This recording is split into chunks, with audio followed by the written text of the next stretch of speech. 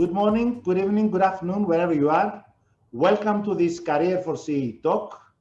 In this talk today, we'll be talking about the issue of women at sea in this CAREER4SEA series of talks.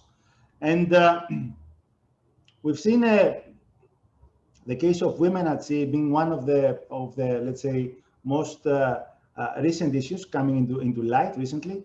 The global maritime industry is advancing, innovating at a tremendous speed, with great focus on modernizing a sector that for long has been behind the curve in many areas. Diversity, equity, and inclusion is something like a key point in the agenda in these days. And the wider role that women play within shipping is a key area of development for the industry, and one which now is really attracting the attention that it deserves. Now, we would like to discuss today what are the key challenges for female seafarers and for females in general in this sector, what needs to change for making a career at sea more attractive to women, how can shipping industry support more diversity, equity, and inclusion, which are the key barriers towards a more diverse and equal environment on board and ashore, and what piece of advice would our, let's say, panelists have to give away for those seeking, specifically the women seeking a career at sea. Now, to have this talk, we are honored and delighted, of course. We are hosting three wonderful women. All of them are more or less related with founding something. Let's introduce them. We have Captain Ayse Asli Basak, co-founder of SheFarers platform, Sanjam Sasi Gupta, who is the founder of Maritime CEO, and Jenny Matthews, who is the founder of Sea of the Sea. We'll ask them to learn a bit more about what they bring to the table. Ladies, I would like to thank you all for joining us. We are delighted to have you here. And I would like, as our first, let's say, something sort of introduction, I would like to ask you to tell us a bit of what you do and what your platforms are doing, starting with Ayse. Thank you, Apostolos. It's so nice to be here. My name is Ayse, and I'm a port captain at Midship Group, but at the same time, I'm a social entrepreneur and in SheFarers platform that we have established with two female captains in Turkey, with Captain Hülya Güler. Our main aim, our main goal is to give voluntary mentorship to young female cadets in global side, starting over Turkey and giving the global side.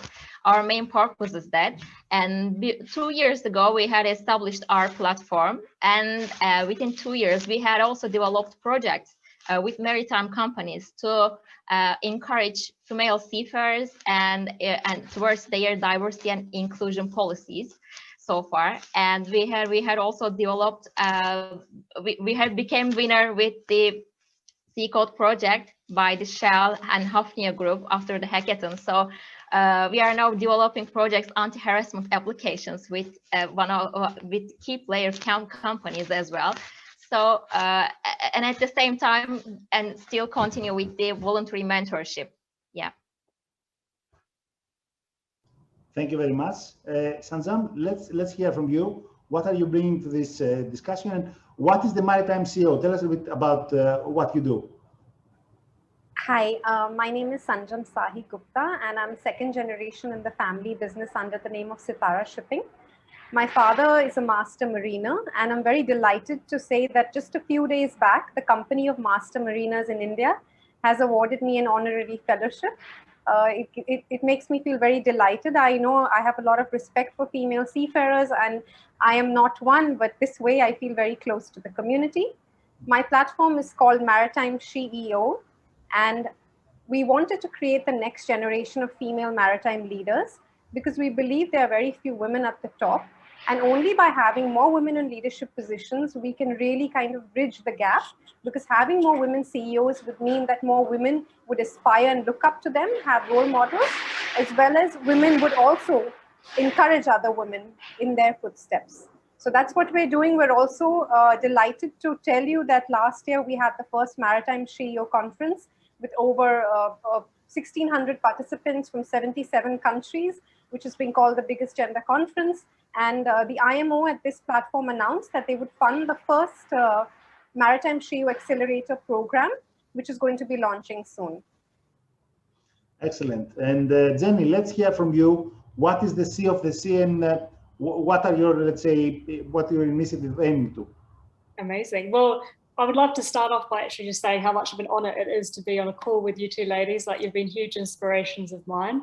And what we're doing with She of the Sea, well, essentially my background is that I work in the super yacht industry. I'm a chief mate 3000, and I know that compared to the larger maritime world, we're very small, but it's a very interesting landscape. And along with my partner, Natasha Ambrose, who's also a chief mate 3000, we run She of the Sea and our connected sister company, Legacy. Everything we do is based around investing in the next generation, and it's about diversity and inclusion. We work a lot with the companies ashore through our pledge program to help them understand and implement diversity and inclusion strategies that are specific to their organizations. And we also work with connecting and supporting the seafarers at sea that represent the different minority groups. So there's a lot of work to do.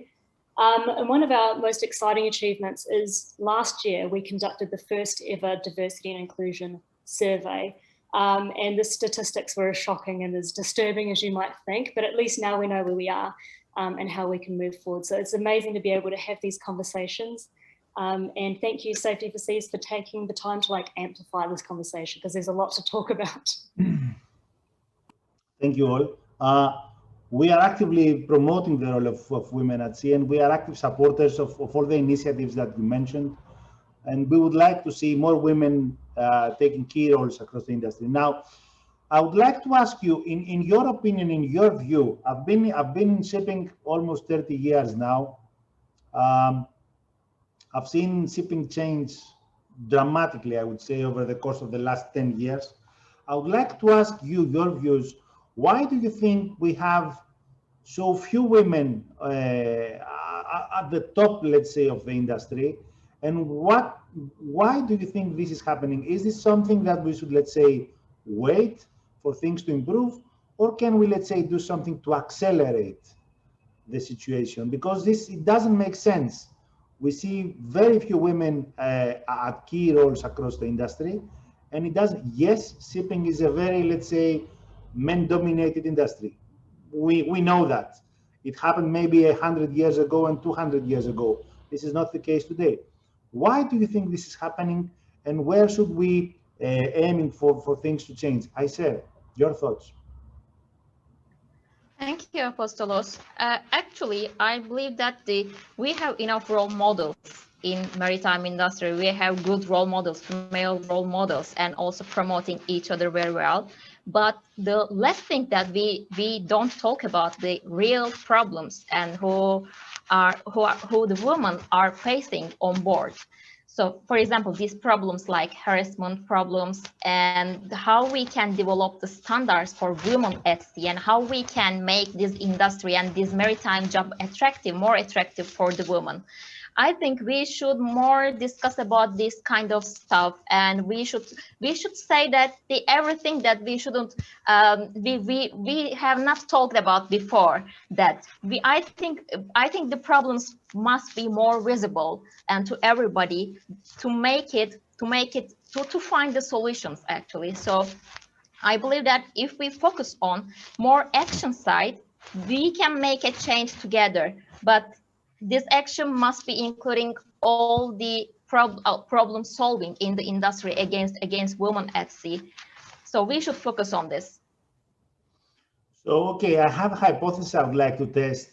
Let's assume that we have now, I think, the percentage of women across the globe. I mean, in all ship types, I think it's less than 1%. I think so, more or less 1% out of 1.5, 1.6 million seafarers. 1% out of the 1.6 million, it's a huge number, but again, it's a very small market in terms of percentage. Let's assume that we had, let's say, 20% of women seafarers.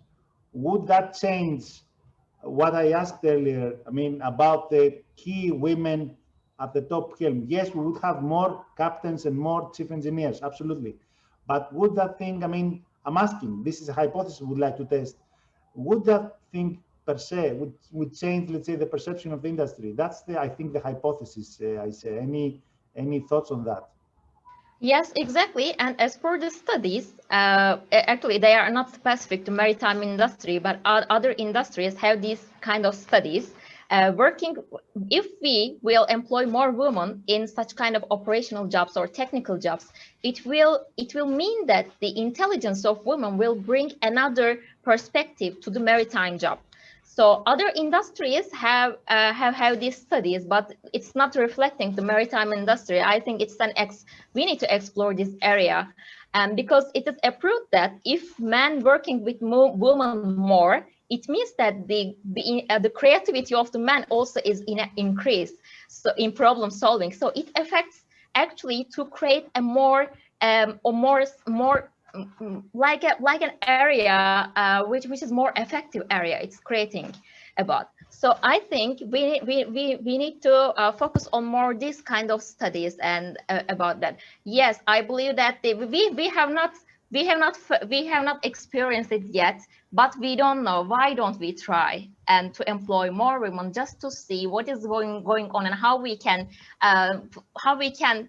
solve the problems together and bringing the intelligence of women. Especially, this is actually Sanjam will also add soon, I think, that because the managerial side, okay, so the managerial side needs more, I think, more women on solving the problems and managing the industry, I think, yeah. Yeah, fully agree to what you said. There are many studies about the creativity and having women on board in board roles. I mean, not on board the ships necessarily, but in board and in key chief executive officer and that sort of positions, and that would make things much better than what it is now. There are several studies on this. I cannot agree more. Sanjam, your thoughts? What are the key, let's say, barriers towards having more women in key decision-making roles across the industry, on board and ashore? So I think in a simple word, if I can say, it's the mindset. And it's the stereotype. It's the stereotype that we have in our minds when we're thinking of a seafarer. And even if you ask small children, they will draw the picture of a male seafarer. Or if you're showing a silhouette at a conference of a seafarer, you see the silhouette of a male seafarer. And that's something that we really need to get rid of. And what's difficult about it, it's very difficult to measure change in mindset. So while it's something very vague, we can only tackle it by doing gender sensitization programs and talking about the issue. What's really challenging is how do we measure? How do we measure what change has been done? So for example, in India, we have been lobbying to get a mandatory course on gender sensitization for all pre-sea training institutions with the Director General of Shipping.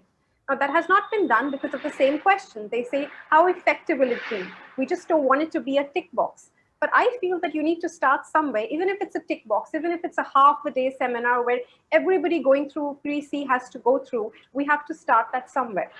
So the second thing is, we started this online campaign called Smashing Stereotypes with Maritime CEO, where we put up small quotes and we invite people to share, because we really want to smash those stereotypes that women cannot be seafarers.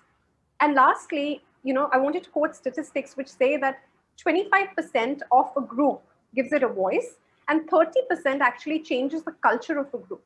So in order to have, when we're having, say, 30% or more women seafarers, that means more women on ships, that will actually change the culture on board the ships. That will give more acceptance, and they would not feel like the odd woman out, or the odd man out, as it may seem. So it's really important to have those numbers.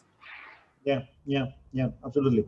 Jenny, your thoughts on the barriers that, towards having more women in key decision-making roles? Yeah, absolutely. And I need to echo the points that have been brought up previously, absolutely spot on. And I think what we've really discovered when we've been looking into this is that there are two kind of different demographics when we look at a talent leak, or where, what different challenges. One is, the potential next generation that's not in the industry yet, but could be the face of our industry. And the other is the people that are actually already in the industry, and they're going to be facing slightly different but very intertwined challenges. And I think when we look at the next generation, that first group, these challenges come up, high school, before high school. Just like Sanjam has said, what do people think a seafarer is? Is it going to be the men? Is it going to be the women? Do they think it's a viable career? Do they feel drawn to it? And, you know, when we look at this, we're trying to capture as much of the talent as we can. And if our marketing, our job advertisements, our careers day aren't speaking to a whole demographic, 50% of the population, then that's a huge challenge. Then when we look at, let's say, the next step of opportunity, which is when they're like, you know what, I'm going to go for it anyway. When they get into the, you know, for our industry, it's going to a placement agency. Are they getting told, you know, go for it, I'm going to have all these great jobs lined up for you? Or are they getting told, you know what, maybe don't choose this because it's going to be really hard for you? So all of these things build up a narrative. And I'm just going to speak really quick, my last little segment here. What is the experience of these women when they join the industry? Are we encouraging them to stay, or is their experience pretty terrible, as we know that it can be? So these are all factors, just one of many that can impact the challenges that women face. Okay, so thank you for this very nice, let's say, smooth transition to my next question, which is about the key challenges for the female seafarers. And we have to also, I'm mentioning this from time to time, I think it's one of my most common comments I'm making. We tend to discuss about shipping like being a homogeneous industry, which is not. It's a totally different case for those who are working on board cruise ships or yachts, and those who are working, for example, with LNG ships, which are more or less 5-star hotels, and those who are working with cargo ships, dry bulk ships, especially the smaller ones, who are not so necessarily top-tier ships in terms of what they provide for the seafarer. Now, I would like to ask, my next question is about key challenges for female seafarers. You have first-hand experience. I would like to hear from you. What are the key challenges from your perspective for a women seafarer? Ayse. I can give example from my experiences first, and then after what is coming from our SheFarers community, actually what I hear. When I was a first cadet, and that I applied for a job, I rejected 5 times from a maritime company, and because that we don't employ women. So again and again I tried, and then after I got my first cadetship job. So this was the story before how many years ago? Yeah, more than 13 years ago, and it was too much actually. Yes, within 30 years nothing has changed. I can say that yes, we had developed when some of the companies they tried to employ more women. If I can give from Turkey example from Turkey, I see that the students and who will want a career in maritime field, they have concerns about the jobs actually before applying on it and before getting to the universities, because they are hearing about the biases, and they are hearing about the employment limits, and they are having concerns about not finding a company to being employed. So it is really challenging. I think that the main concern is that they are having concerns about not finding any jobs at sea. So this needs to be changed. I think it's the first step. Yeah. I know, I fully agree. I said earlier on, I've seen the industry changing over the course of, let's say, the last 10 years. We've seen women captains, chief officers, and chief engineers, of course, in ocean-going cargo ships, oil tankers, bulk carriers, LNG carriers, etc.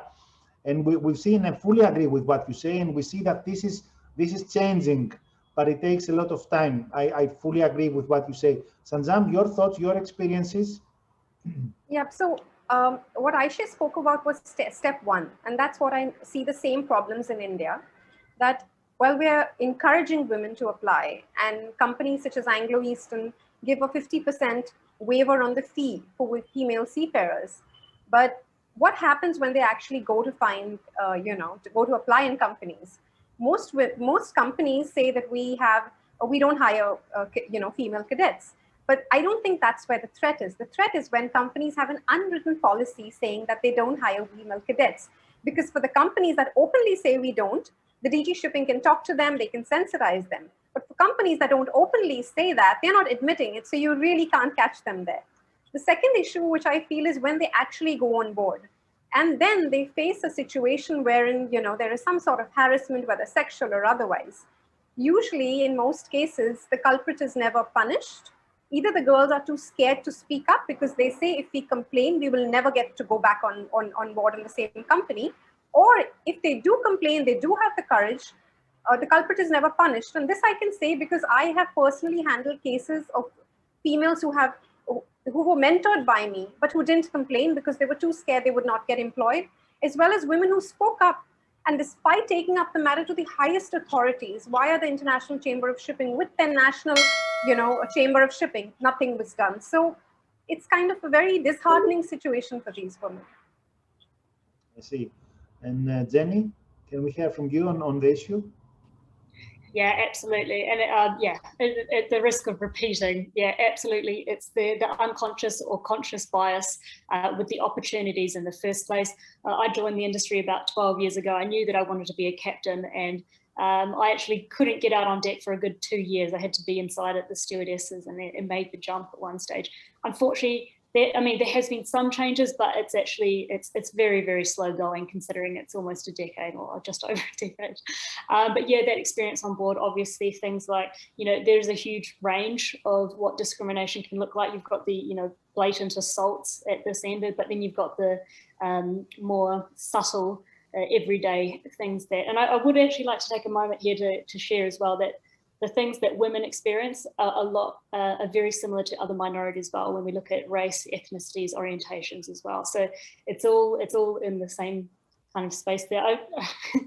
We obviously get a lot of information coming from our network, and for an example of unconscious bias, I had one female captain tell me how she had been a captain of a vessel for a very long time. The vessel changed hands, got a new owner, and the owner let her go, fired her. And when she asked why, constructive criticism, what can I do better? He turned around and was like, well, I don't trust my wife to drive my car. Why would I trust a woman to drive my boat? So when you're dealing with this kind of stuff at the ownership level, there's some pretty interesting challenges. It is, absolutely. Going back to what you said, I would like to hear from you. What do you think? I understand the issue of penalization, maybe the sort of discrimination. I mean, someone, pointing you, saying you are not a good person because you said something against us, and so on and so forth. What do you think needs to change in order to move beyond that culture? We have an issue in shipping. What do you think needs to change in order to move beyond that? Any thoughts, Ayse? Any thoughts on this? I think that here we need to put some initiatives on that, because there is a problem here and we need to solve. So how about taking the action? So what we gonna do? And we need to create a pathway and to solve this problem, and also we also should accept that problem as a problem, because I see that many people, they even just want to hide something and putting everything under the carpet. It's always like that, and not talking about the real exact problems of women seafarers are facing. So I think that, for example, I can give from Turkey, an example from Turkey. The government, the Ministry of Transport, they had signed an agreement with 12 maritime companies and to employ female cadets. For example, this is like an initiative, and I think we should increase this kind of examples all around the world, and without putting any kind of discrimination, because it's some of the nationalities, they cannot work on some of the flag of vessels. We have a lot of restrictions around the industry, and I think that we also need to focus on some kind of matters and to make it more diverse environment. I believe that. Yeah, Sanjam? Yeah, so I think one of the main issues, as I said, we need to have a lot of sensitization. We need people to kind of recognize that they have those unconscious biases. But what I really think it's important is, rather than shame the companies that are not doing good, that are discriminating, let's hero the companies that are doing really good work, and let's highlight the best practices and say, hey, you know what, these are amazing companies. And people aspire to be awarded, people aspire to be acknowledged. So let it be a very positive way to reinforce that these are companies who are doing it out there. And why can't you do it if these companies can? Let's put them on a pedestal. Let them tell their stories. Let them tell the other companies how easy it is for them to kind of make sure that there are women on board ships and that they are accepted. They are, working really well. So if we do that, I think that could really change the game. Yeah. Jenny? Yeah, I think I'd like to, because I don't have the answer to this one, and I've been racking my brains for the last 3 years to try and work out what is the answer here. And the main goals are transparency and accountability at all levels, ashore and at sea, right? So one of, perhaps speaking to one of the challenges in this conversation is being such an international landscape, you know, especially in our super yacht industry, you know, you could be in 5 countries in as many days and, you know, not speaking the language, and it's a little bit Wild West out here. Sometimes going to management company works, sometimes it doesn't, because actually the person up that chain of command is the issue. So there are lots of really unique challenges facing our industry, and it's about, I think this is probably going to take lots of people coming together to put their brains together and innovate, accountable, and remove these challenges, like Sanjam was saying about, you know, never working in this industry again. I don't have the answer, but I'm 100% dedicated to finding out what it is. Okay, now my next one is about what needs to change for making a career at sea more attractive to women. I understand, and I'm sure that all our, let's say, listeners will agree that we need to have more cadet berths to start from there, and we need more women going through the ranks. Absolutely. What else do you think needs to change beyond these, you know, biases? Because Sanjam, what you said is absolutely spot on. What else needs to change to make the career at sea more attractive for women? Ayse. I see that the women mostly working on cargo ships, not actually cargo ships, mostly in international side. They are working mostly on cruise ships. But let's come to the officer side and managerial side. I see that many women, they are working on cargo ships. And most of the, actually 99% of the women in Turkey, they are working on cargo ships. This can be only become possible with breaking the unconscious bias. This how it is possible.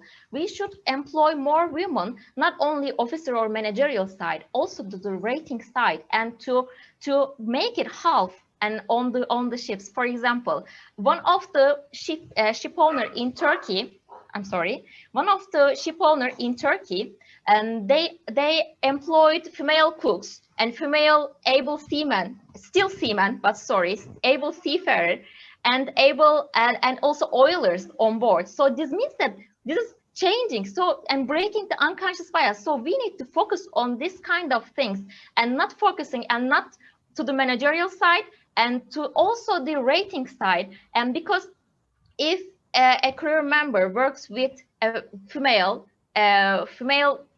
rating, and it means that their mentality is also changing. So it also means a good impact for the company as well. Yeah, that's an interesting thought. Sanjam, your thoughts? Yeah, so I'm going to just take off from what Ayse said.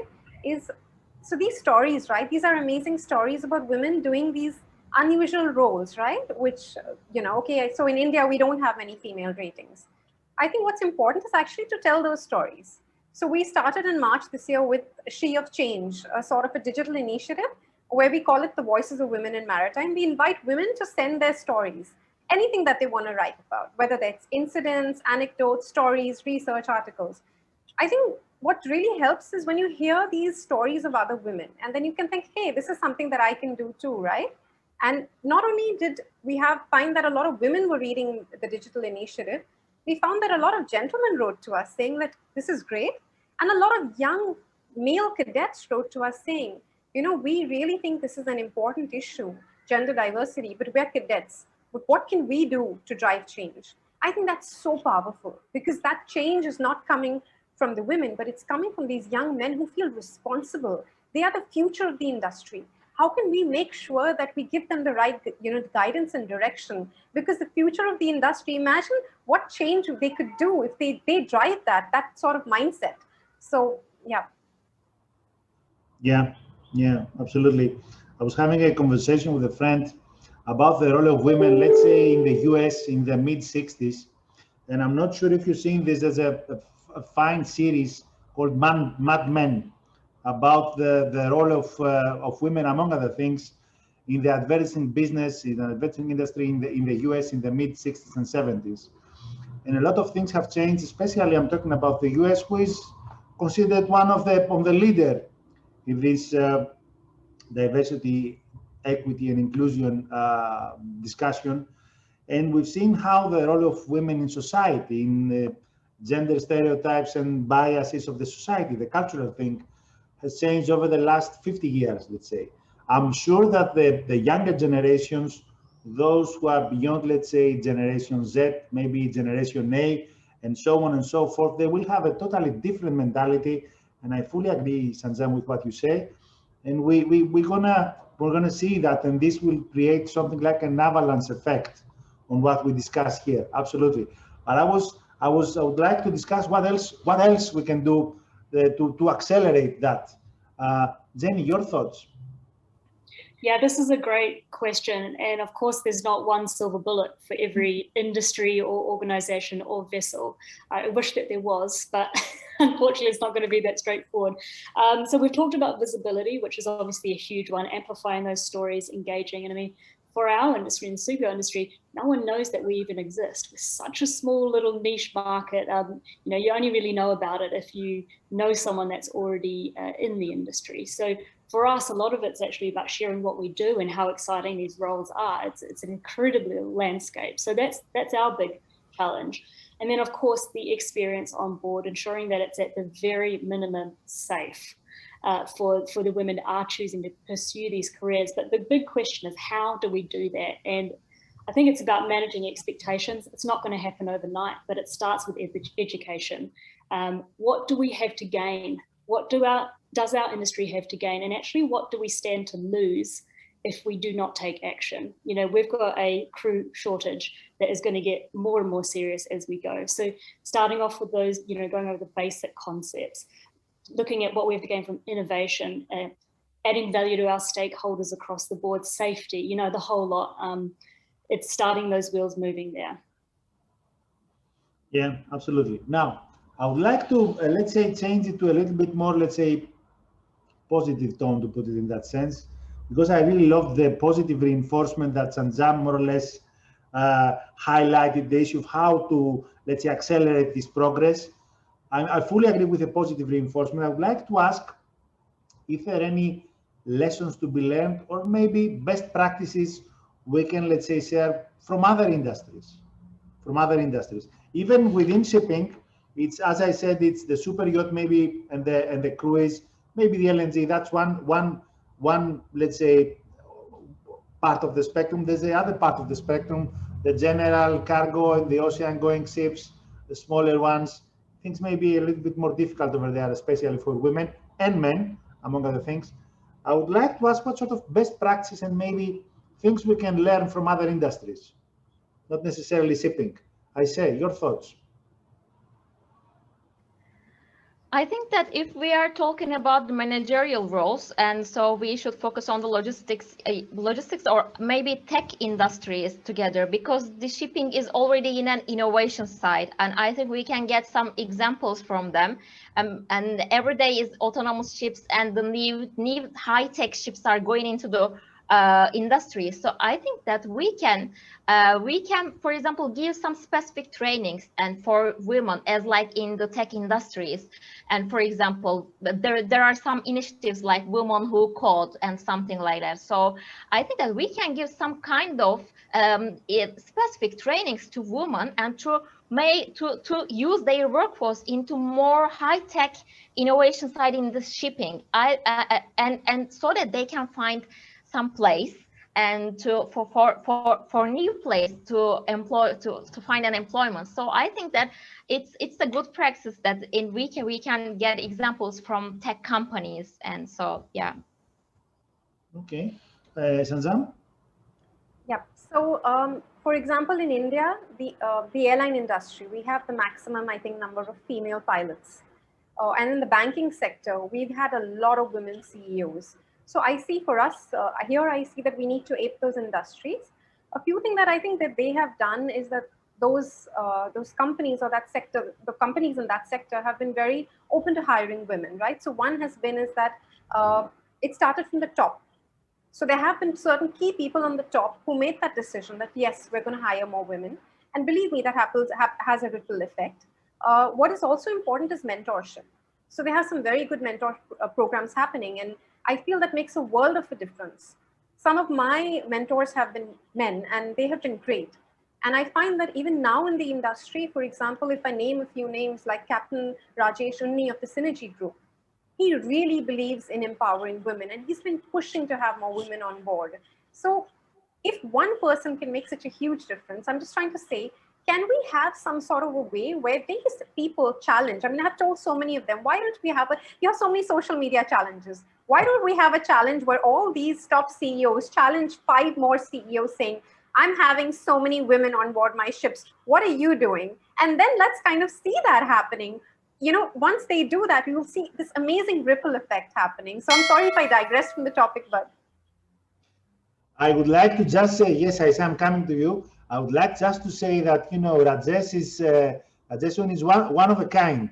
So I understand what you're saying. We wish we could have, let's say, 10 or 20 of this type, let's say, in shipping. It would change shipping overall. I fully agree. I say, you would like to comment on something. Yeah, I have only one comment, and one of the ship owner in Turkey, and he called, actually, he is employing women on board, and he called all his friends of ship owners and to employ more women. This is all, you know, it's a very simple solution. They can just call their friends and to employ more women. Yeah. Jenny, your thoughts? Yeah, I think all of the above is amazing, and we have like an absolute wealth of data and research and best practices, not only the things that do work, but the things that absolutely don't work as well. So we've got a little bit of an advantage here, being a little bit behind some of the other industries. And we really looked at this when we were creating our pledge, which is for shoreside organizations to sign up and access and look at what best practices are and see which ones work inside their companies. Now, I'd be interested to hear actually the ladies' thoughts as well here on this topic, because we were really, when we were starting, we were like, where does change come from? Does it come from the vessels, or does it come from the management companies or the shipyards or the crew placements, or where does this change come from? And what we actually, when we drilled down, we're like, it actually has to come from everyone moving in the same direction. You know, we can't have it like everyone's herding cats and moving in different directions. So that's why we outlined the 4 kind of best practice data-backed strategies. And like have already been mentioned here, number 1 is getting that support from the very, very top. It has to come from CEO level and then, you know, waterfall down through the management. And then it does need to involve the whole team. Second one is using data. It is very, very, very hard to work out where to go if you do not know where you currently are. So that was a big step for us, and working out what the actual challenges are, because if you're trying to make a concrete plan just based on a guess, I think we all know how actually impactful it's going to be. And then the other, just quickly, the other 2 best practices that we've seen from other industries are visibility and awareness, like we've talked about here, and then diverse hiring practices. So really getting in there when you're collecting the CVs. Yeah, Sajam, excuse me. Jenny, can you elaborate a little bit what you say about these practices, these hiring practices? Can you elaborate a little bit more? Yeah, absolutely. So there's a whole lot of them, but I mean, I'll just go through some of the obvious ones that we see in our industry. Again, I don't know what the other industries are like. We are still seeing adverts where it's like, we need a blonde size 10 from Australia or South Africa. Must be female, or, you know, or it goes the other way. You know, we need to have a 6'5" brown-haired South African male for this job, you know, only male only. So these kind of, that's very, very blatant active discrimination. Sometimes it can be a little bit less overt, but it's still very much only talking to a certain demographic. You know, the bosun must do this, he must do that. You know, women, we do still apply because we want the jobs, but you're very clearly not talking to that demographic. It's about getting a mixed, a diverse range of CVs. It's also about when you're going in for an interview, does the person who's actually making the placement understand why diversity is important? Are they just trying to find someone who's familiar to them, who reflects what they think should be in that role because it's familiar to them, or is it actually the best candidate? So there's all these types of things as well. We've got blind CVs, remove the name, just look at the qualifications and experiences. There's a whole lot, and I'm just really conscious of time, but yeah. Yeah, absolutely. Sanjam, would like to comment? Yes, I just wanted to add one thing is that we did this research last year, supported by the Dutch consulate here, on the business case for diversity. So we interviewed 100 plus companies in India, and we actually set up, certain parameters. And of course, we had to depend on their data to kind of judge whether they felt that there was any impact, any financial impact, greater productivity, things like that, that really impacted the business. Because I felt that being a business person myself, I know what the bottom line is so important. It's important to be profitable. And if we can link that having greater diversity means greater profits, greater profitability, productivity, greater innovation, better teamwork, I think that's when people can really get up and notice, because businesses really need to do well, right? They need to have great returns. That, I think, is a very crucial point, and I would love to do more research on that. Unfortunately, it was just India-centric. We didn't have that much funding, but I do hope that other people would come up and we would be able to do this sort of research on probably a deeper and larger scale. Jenny, you'd like to comment? Yes. Yeah, I think that's what I find so exciting about this conversation, is that it's actually like the biggest no-brainer out there. Like when you look at the data, and especially we've got reports from like Deloitte, McKinsey & Co, we've got it from venture capitalists, and this is why tech is so forward-thinking on this, because they are in such a competitive market that actually the difference now, when we look at profitability in every measurable performance indicator, is up between those that are taking action and those that aren't, is 25%. Now, show me a company that is that comfortable with their market position that they can give away 25% on the competition. So we kind of have an easy sell here, but it's about getting this message out there and giving people the roadmap to get from inaction to action. And it benefits everyone at the end of the day. Yeah, absolutely. I was once in a seminar, I'm talking as a businessman now, I was once in a seminar maybe 15 years ago, about financial and businesses, and there was an American guy conducting the seminar. He said back in the 70s, someone said that companies should have something like a good revenue. Said why? Because revenue can generate money. Then in the 80s, someone said companies should, let's say, have profits. Why? Because without profits they cannot survive. Now in these days, we have to say that companies have to provide profits from here to eternity. And the most important thing for these companies is to be sustainable. That's why ESG is so central to this discussion. And it has to be sustainable. It's not only profits. No one is interested in profits per se. And you see, that's why these large organizations outside shipping starting to shift and taking ESG as very seriously part of their agenda. And no matter what anyone might say, I would like to come to the point, to the discussion we have. There are some companies, there are some certain regulators imposing a certain percentage of women in board roles.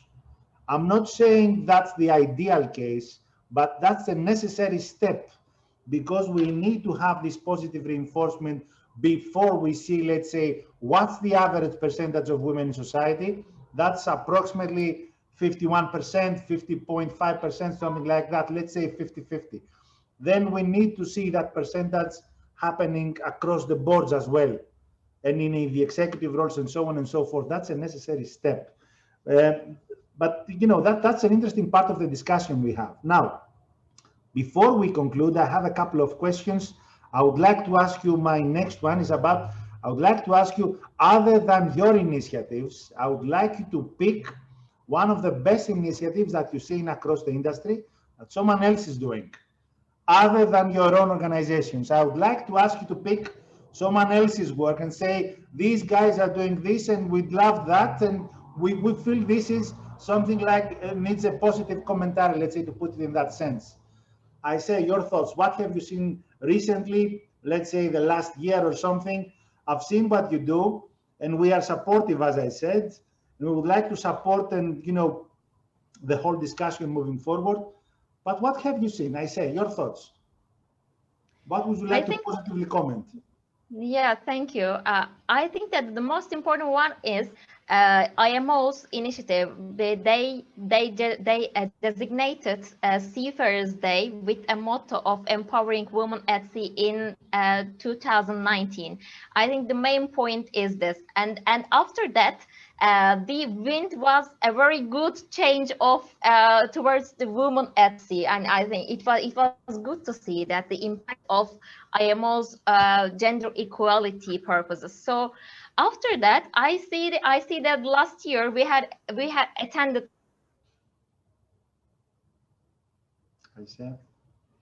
maritime laboratory, and I think that the companies can increase such kind of innovation contests and to attract to solve the problems at sea, for example, for women, or to train more women.